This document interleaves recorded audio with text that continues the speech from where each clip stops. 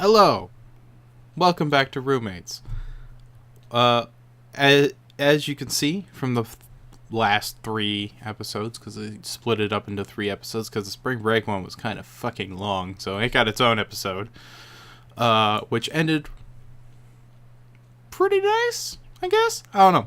Anyway, so in those last couple episodes, you saw that I chopped out a lot of this bullshit that you're staring at right now, the weak screen, and just went straight to the romance things because I had to play this game through again to do it. And I'm not gonna lie, I used a fucking guide because this game is fucking obtuse in what is correct and not correct for certain things. So going forward, I'm going to record it and play it normally because last time I chopped it the hell up and did a whole bunch of other bullshit to it. But I'm going to play it normally. But if I decide that... Because legitimately, these weak section things, pointless. There's fucking nothing. I set it up this way at the very beginning of the game. Have not had to change it. I'm 100% on my way to banging this chick. Again. But, fulfilling the relationship so it's nice and anime and cute. And good. Because, whatever. I'm rambling now, and I really shouldn't. Anyway, if I decide in editing me, if he decides this fucking weak shit is stupid and bullshit, I'll just cut it out. I'll probably shut up during this stuff anyway to make it easier to cut out. But basically, we've got a few more sequences to go with Sally, and basically how it does is like I skip everything else. Doing everything else is kind of extra, and I may do those for different people's playthroughs. But the way I've been playing it in the series before, the Sally Romance series, where I was just doing everything, that was my first try. That was me just doing shit. And honestly, you saw a decent portion of the game through that way, where I was just choosing random events to play. And frankly, that took for fucking ever. So, the longest part of this video where nothing happens is me explaining this shit to you. That we are on our way to being okay good with this girl. Also, if you're just starting watching the video series here at Sally Romance episode 4, which this will probably be the beginning of, what the fuck is wrong with you? Go back and watch at least the first couple Sally Romance entries, if not just the very beginning of the Roommate series, if you really want to see how the gameplay of this game peters out, because honestly, it's at the start of the beginning, set up what you want your stats to be for which girl you want to go after, and then make choices during the events and whether she likes it or not. Done. Gameplay over. The hardest part, the hardest gameplay-wise about this game, if you don't want to do it without guides, is you have to play through this game several fucking times to figure out what's the good choice and what's the bad choice, or just save scum it, and if you get the bad choice, load your save and fucking do it correctly, stupid. Anyway, so we're gonna go on. We'll see how editing me treats this, but we're probably going to skip directly into the next event. So... let's go. I'm not gonna lie, Sally. This place is a little weird. Yeah, I noticed. Still, I hope to see some of these experiments work out someday. You dream big. I admire that about you, you know. Max, sweetie, how are you liking working here? It's not bad. It's hard, but I enjoy getting active from time to time. Nothing wrong with working up a sweat once in a while. You know what to say. It feels good to do. Go find a place to get active. Really? Fuck this! I want to do this. I'm saving. I got to. Gotta. Save. Yes. Alright. This better give me what I want. This isn't actually an event thing. By how my guide goes. That's weird. But it's just kind of an extra thing, which I guess you get for actually doing the activity that relates to the person. You know, The new crop of broccoli won't be singing Barry White. Oh, did that sentence wrong. You know, the new crop of broccoli won't stop singing Barry White. We could turn the lights down. Oh. Plus, I could grab some of those string beans. They give a great massage. Oh my god. Taking that the wrong way. Don't say another word. Just go get the wine fruits. Not a bad day's work. Somebody complimented my efforts. Oh god. Yeah, massage. Anyway. I know this is bad.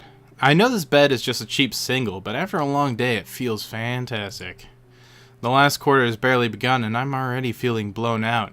I even made it home before everyone else. What the hell's up with that shit? I pull out my cell phone from the charger and notice a text from Sally. We haven't had a chance to hang out much the last few days. It might be nice to get out tonight. Maybe I'll give Sally a call. Yeah.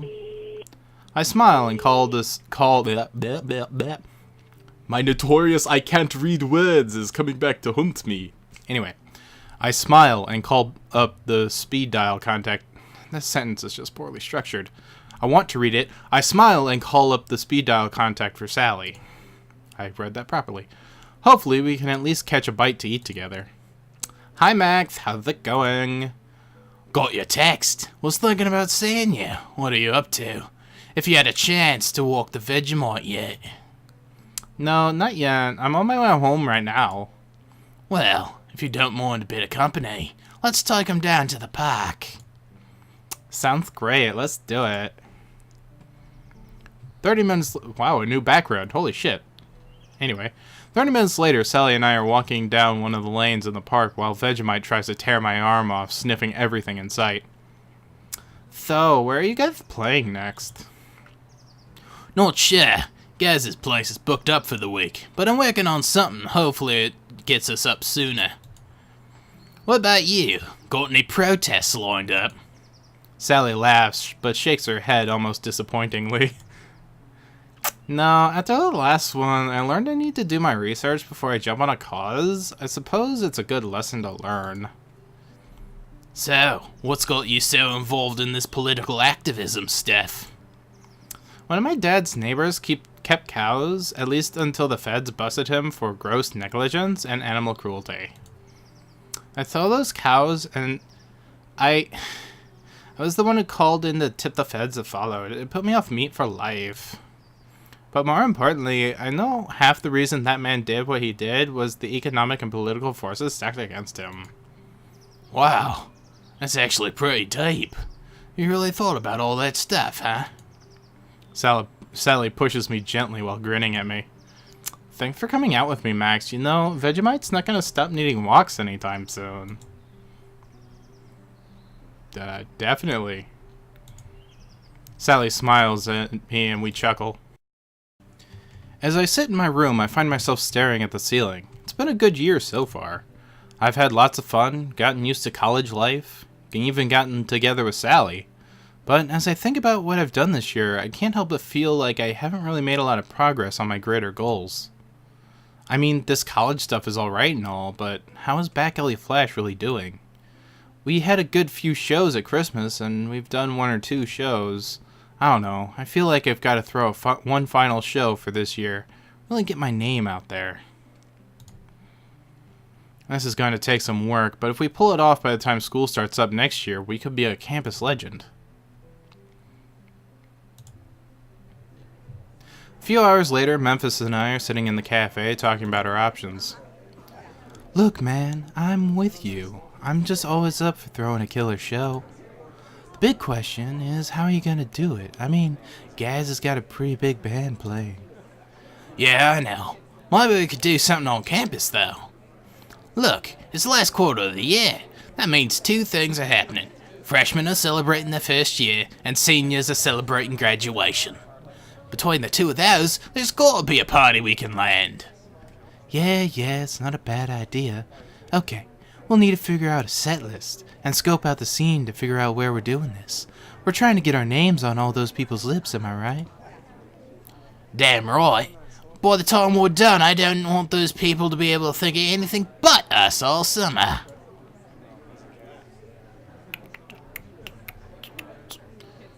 I'll check out prospective scenes. You work on the set list. Perfect. I'll get to work right away. It's far easier for you to find the party since you're already a student.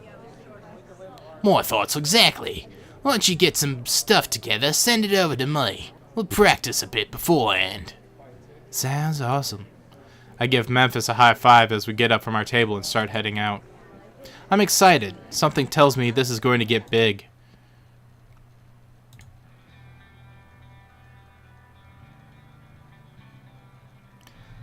I give a stretch after a long day of classes. I'm looking at the stairs thinking how nice it is to be going back to my room. As I head up, I consider heading over to Sally's room first. It'd be nice to see her. I head over to Sally's door, knocking quietly. A few moments later, I see her smiling face at the door. Hey Max, welcome home. Come on in, I was just finishing up some homework. Sure, sounds perfect. I head into Sally's room, closing the door behind me. For the next few hours, we chat and do some homework together. It's a great time. It's still pretty early in the quarter. I'm not sure what to expect from Professor Merriweather. Still, it should be at least entertaining. Alright, if you're in this class, you've probably got the basics down. Which means it's time to start getting serious. Now, normally we do this sort of thing in a lab, but today is special for 2 reasons. Number 1, some brain genius decided to mix glycerin with KMNO4 in our labs, meaning there is now an opportunity for an alternative learning environment. Secondly, the morgue is full and my contact is on the cheap. As soon as she says that, one of the professor's TAs walks into the room pushing a cart with a blanket over it and suspiciously body-shaped lump under the blanket. This is a 103 class. I'm pretty sure we're not up to this stuff yet. As soon as I see the look of glee on the professor's face, though, I know we're going to be doing this. Alright, better question. Who wants to make the first incision? Don't worry, he's dead. His complains very little.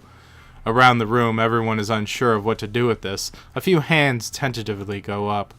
Come on, come on. You won't get another chance like this for another 2 or 3 years. Prof, is this, legal? I'm sorry, I thought this was biology. Apparently it's intro to law. Well, as it turns out, I've probably got a degree in that too. So how about you shut up? As a matter of fact, looks like someone just volunteered to take the first cut. The professor stares at me with the entire rest of the class turns to look at me with a mixture of amusement and horror. I wait a few moments to see if the professor is going to change her mind, but I finally stand up and walk down to the front of the class. Here you go, Captain Rules. How about you choose our lesson plan for today? Pick a spot and we'll examine whatever you cut up. The professor hands me some plastic gloves, which I put on, and she stands there staring at me. She then hands me a scalpel, and I look at the body. Luckily, the TA left his face and lower half covered. I walk over to the corpse and try and figure out what I'm going to do. Fuck it! Cut into that shit! I look at the body and cover my eyes. I reach out towards the chest and make a slash. What was that? He didn't cheat you at poker. You're doing surgery. Give it a real cut, boy. I look at the professor in horror, close my eyes, and really try to sink the scalpel into the corpse. That's better. All right. Looks like we're going to look at the lungs today. Now, the first thing you'll notice is the lack of blood. That's because they drain these things, and I'm not a complete idiot. The professor looks at me just standing there and makes a shooing motion. I slowly return to my seat as Professor Merriweather begins her lecture properly. I can't believe she had me do that. So disgusting. I need to skip class from now on. I am starving. Luckily, the cafe is on the way home. A nice sandwich sounds perfect about now. As I open the door, I see Isabella and wave hello. She smiles, but she seems to be busy. As I'm sitting down with my food, I notice Chad coming in. Ugh, this might get ugly. I stick to my seat, but I don't exactly call for his attention. I may not be afraid of a little trouble, but that doesn't mean I need to go looking for it. Besides, I should be here in case Isabella needs my backup, but I don't want to start drama. Luckily, Isabella doesn't notice him at first and keeps serving other customers. Finally, after a few moments, I hear Chad clearing his throat loudly. Hey, Isabella, I don't get to have a word or nothing. My speech is terrible. I don't see why you should get a word in. Do you honestly feel like there's something to say? Because I don't particularly. Come on, don't be like that, baby. Look, I'm sorry I screwed up. Doesn't mean we can't have some good times, right? You really think that's all it's going to take? Isabella sits down the tray she was carrying with enough force that the sound echoes through the whole cafe. We're over, you bastard! You had your chance at greatness and you friggin' blew it! Now scuttle off and leave me be! Come on, baby. I'm not the only one missing out. We had some good times, right? I've made some mistakes, sure, but I'm coming to you on my hands and knees here. Oh, are you really? Because you look like you're standing up perfectly well to me. You don't even have flowers or chocolates or anything. You're just not even trying, you bastard. Don't get me wrong. I'm glad you didn't bring me flowers. I'd hate to think you'd wasted your money. We're done here. Come on, you think you can do better than me? Just forgive me already. Are you kidding? I can find a better man out there behind the dumpsters. Trash man! He's a fucking hobo that comes every Tuesday! Chad turns red in anger for a moment. Are you kidding me? I am the best thing that ever happened to you. No, fuck this. We're not jumping into that fight. I think for a moment about jumping in and sticking up for Isabella, but then I realize I'd just be butting in and there'd be a stupid fucking idea. This is between Isabella and Chad, and she does not need me sticking my nose in. No, Chad! The best thing that ever happened to me was finding out early that you were a boneheaded, selfish asshole without a lick of sense to you. If you had any of those, you wouldn't have treated me with the way you did, you son of a bitch, making me fuck up my words. So why do you think I'd want to have anything to do with you and your ridiculous ass? Hey, look, I'm just saying You're just saying, hey, sucker, I want to treat you like a possession and a sex toy. Why won't you just go back in my pocket where you belong? Here's a hint, because I'm none of those things. And the fact that you probably, even now, don't understand that is why we will never, ever be together again. Chad looks completely stunned by Isabella's tirade. He's just standing there slack-jawed, like he malfunctioned or something and is broken. I'm sick of you taking up my air, jack-off! I'm going back! Oh. I'm going to the back! If you're still here when I get back, you're going to be the sorriest sack of crap in this whole school! Isabella stalks off to the back, completely ignoring Chad for his part. Chad just shakes his head and turns and leaves. He can't muster up a quip or a line. He must be completely malfunctioning. After a few minutes later... Where did I pull after from? Anyway, a few minutes later, Isabella comes out of the back and spots me still sitting there. Oh man, you saw that, huh? What an asshole, am I right? I just smile and nod. Thanks for not butting in. I hate it when people try to fight my fights for me. I knew you had him, babe. Now why that micro mind was going to walk all over you. Well, thanks anyway. You full? If not, I'll grab you something good. Sounds great. The only 5 points in this Isabella relationship. Finally, I got a little free time to start thinking about the end of the year gig I've been planning. I need to ask around and see what kind of parties I can dig up. Alright, time to find a party around here. Shouldn't be too hard. This isn't exactly a party-free campus. Of course, the easiest way to do that is to talk to the hardest partying person I know. I knock on Isabella's and give her my best smile as she opens up. Hi, babe. Mind if I come in for a sec? Sure thing, hot stuff. What brings you down to the long, hard trek from your room to mine? Actually, I had a quick question. I'm trying to throw a gig together here on campus, and I'm wondering if you knew anyone throwing a big end-of-the-year bash. Oh, funny you should ask. Actually, Anne's trying to throw one. What? Anne? Sure girl extraordinaire. Isabella shrugs and just points me down the hall. A moment later, I'm knocking on Anne's door. Oh, hey, Max. What's going on? So how come you didn't tell me about this party you're supposedly throwing?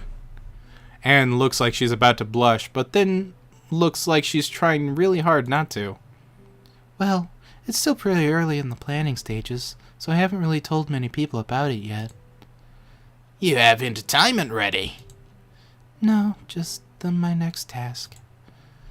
Well, as it turns out, I know this incredible band that would love to get a gig going on a hot college party. Oh, you mean it? That's terrific. Once we figured out where we're going to throw it, I'll talk to you to work out the details. Thanks, Max. This means a lot to me. Apparently, it means so much to her that she swirls away excitedly, shutting the door in my face. I head back to my room and dial up Memphis, filling him in on all the details. Luckily, he hasn't been idle, and I have to admit, he picked out a pretty good lineup for our set. Okay, so we got our venue and our set. Now we just need to figure out how to get the word out. Does she even know where she's holding it yet? Nah, not yet. I figure we'll just get some flyers done. Fair enough. You want to draw them? I can't do flyers for crap. Maybe you can get Slim to do them. Nah, I'll figure it out. Okay, you want to go flashy or utilitarian? Flashy might draw out a bigger crowd, but the crowd we draw won't necessarily be fans. They'll be harder to please. A utilitarian flag, though, gets us a crowd that knows what they're going in for, even if they might not be as big. Let's see how big our crowd appeal really is. Just a simple utilitarian look.